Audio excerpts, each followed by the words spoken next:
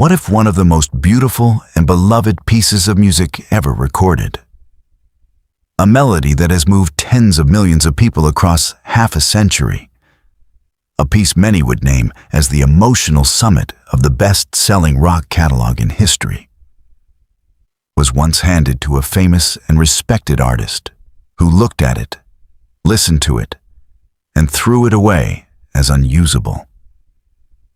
That is not a hypothetical designed to provoke you. It is the literal history of us and them. The long, aching centerpiece of Dark Side of the Moon. Before it was that, before it was anything, it was a rejected film cue, written by the quietest and most overlooked member of Pink Floyd, turned down flat by one of the most celebrated directors in world cinema, and left to gather dust in a drawer for 2 years. This is the story of how the thing an auteur discarded became the soul of a masterpiece, and of the man whose rejected work kept turning out to be the most precious thing in the room. To understand the rejection, you have to understand who was doing the rejecting, because this was no fool.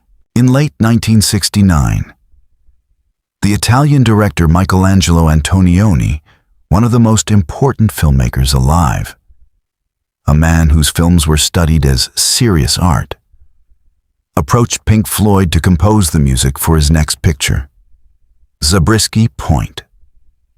For a band still building its reputation, this was an enormous honor, the kind of commission that signals you have arrived as artists worth taking seriously. They set aside more than a month, working in London and, for the first time, in Italy, pouring themselves into music for a director whose approval would have meant a great deal. And among the pieces they produced was something special. A gentle, haunting, piano-led composition written by Wright, the band's keyboard player. The man so habitually overshadowed by the louder personalities around him that he was sometimes called the band's dark horse. Wright wrote it to accompany footage of real student riots, and it carried a quality that almost nothing else in the band's catalog had yet reached. A slow, mournful tenderness, a sadness with no anger in it. He called it the violent sequence, and Antonioni rejected it. Not just that piece, but most of what Pink Floyd gave him. The finished film used only 3 of their tracks, and the rest of the soundtrack was padded out with music by other artists, the Grateful Dead and others, with Pink Floyd third billed on the record behind acts who had contributed less to the band's own reputation than the band had hoped to gain from the film. Wright's beautiful piano piece was simply not used, passed over, left out, an offering from the quietest man in the band that the great director could not find a place for. Imagine being Richard Wright in that moment. You have written perhaps the most affecting thing you have ever composed. You have offered it to one of the most respected artists on earth, and he has looked at it and decided it does not belong in his film. By every external measure, the verdict was in. The expert had spoken. The piece was a failure, a thing that had been judged by a master and found wanting. Except Pink Floyd had a habit, one that Nick Mason would later describe with a certain rueful honesty, a band policy of never throwing anything away. And so the violent sequence did not die. It went into the drawer of discarded ideas, the pile of leftovers and rejected fragments that the band kept. And there it waited, 2 years later.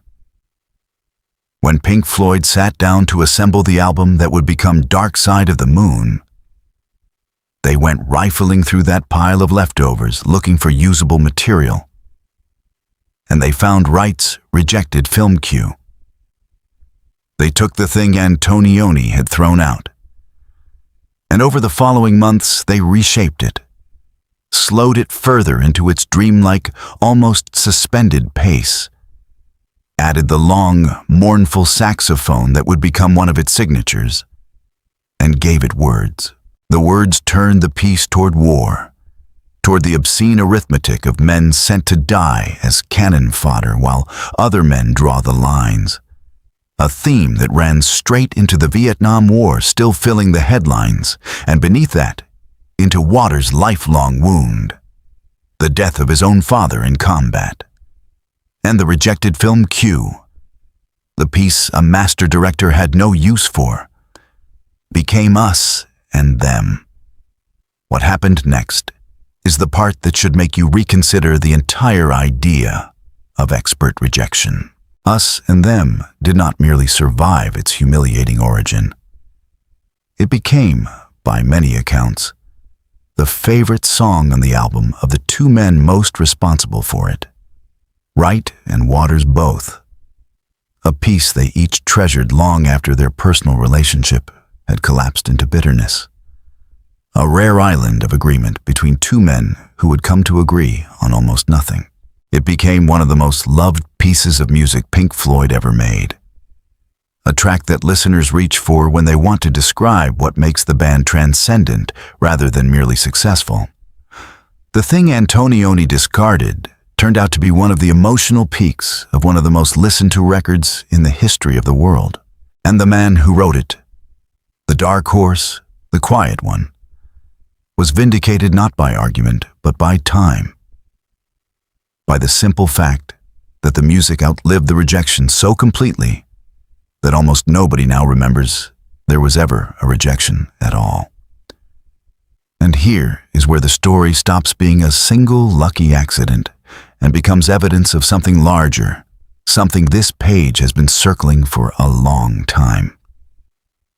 Because Us and Them was not Wright's only contribution of this kind to Dark Side of the Moon.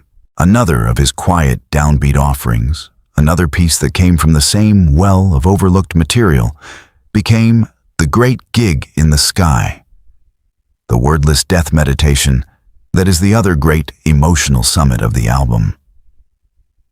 Two of the most devastating, most beloved moments on the record, the two pieces people most often single out as proof of its greatness. Both came from Richard Wright, the member whose contribution history is forever tempted to underrate.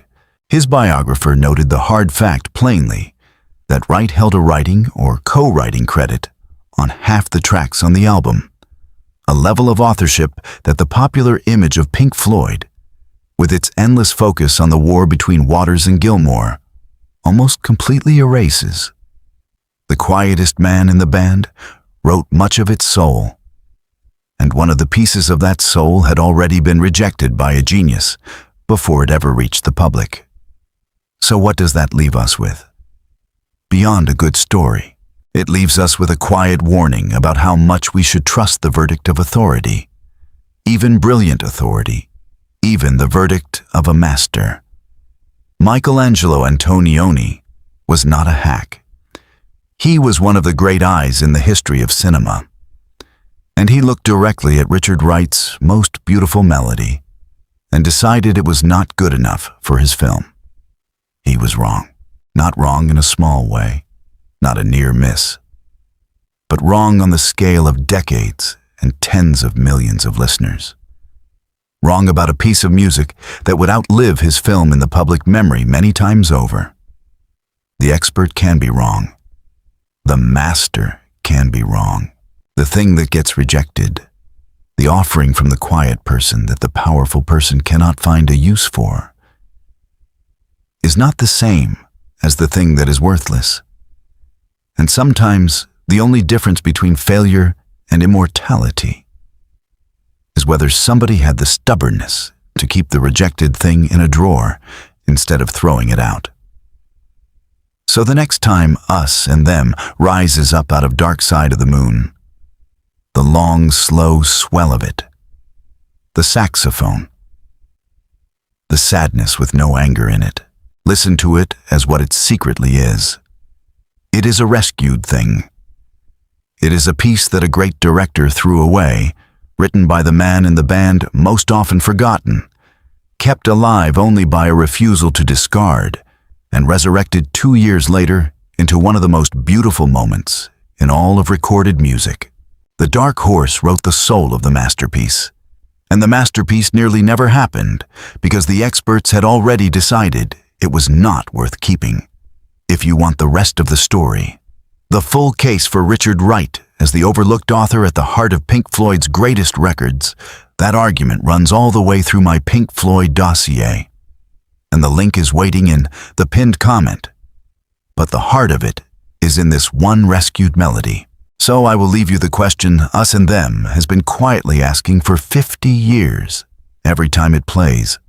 When a master looks at the best thing a quiet man ever made and calls it worthless. And time proves the master wrong on a scale he could never have imagined.